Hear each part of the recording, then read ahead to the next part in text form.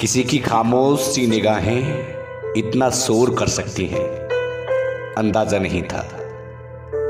नमस्कार, हमारा नाम देव है और ये कहानी उस मतवाली की है जिसकी आंखें बहुत कुछ कह गई थी। ऋषि जो कानपुर में पैदा हुआ था। कानपुर के पास एक गांव है। गांव जब भी हमारे जहन में आता है तो न जाने कितने ही सपने उमड़ आते हैं। हरियाली से भरे खेत, कच्चे टूटे फूटे घर और बहुत दिल वाले लोग। गांव का नाम था कपूरपुर। वहीं रहता था ऋषि। बड़ी खुशी से जिंदगी कट रही थी। सुबह साइकिल उठाते थे, स्कूल चले जाते थे। लेकिन एक वो दिन जो बड़ा स्पेशल हो गया। गांव के प्रधान जी के यहां दावत थी। दावत में ऋषि भी गया था। गांव का वासी होने के साथ साथ वो गांव के प्रधान जी का वोटर भी था। वही कुछ ऐसा हो गया।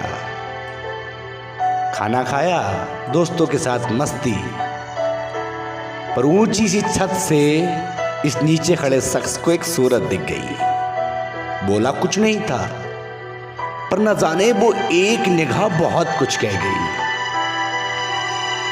अब साइकिल का रास्ता गांव की पगडंडी से होकर नहीं, अब प्रधान जी की गली से जाने लगा।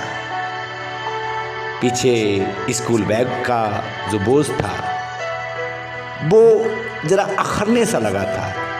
सोचते थे कि कभी उस स्कूल के बैग के साथ साथ पीछे बैठने वाली भी आ जाए। दरअसल उस लड़की का नाम निकिता था, जिसको ऋषि से मोहब्बत हो चुकी थी। सुबह जैसे ही 9:30 बजते थे, स्कूल जाने की अब लत सी हो गई थी। और संडे का दिन बोझिल, क्योंकि उस दिन स्कूल नहीं जाते थे। और वो गली जिससे होकर के हम गुजरते थे, वहाँ निकिता हमारा वेट करती थी। दिन गुजरते गए, बातें हुई, सिलसिले बढ़े, खत दिए, मोहब्बत के वो सारे जुल्म हुए जो एक आशिक कर सकता था। हम इंटर पास हो गए। निकिता जो गांव के प्रधान जी की लड़की भी थी, इस बात को हम भूल गए थे। बात ज़्यादा दिनों तक दिल में नहीं रख पाई और एक दिन बोल दिया अपने दोस्तों से, दोस्त जो आपके हर सुख दुख में साथी भी होते हैं और कभी कभी सालों की जुबान भी फिसल जाती है। अब हमारी प्रेम कहानी पूरे गांव की दास्तां बन चुकी थी। प्रधान जी निकिता के हाथ पीले करने का वादा कर चुके थे। हम बेबस से थे।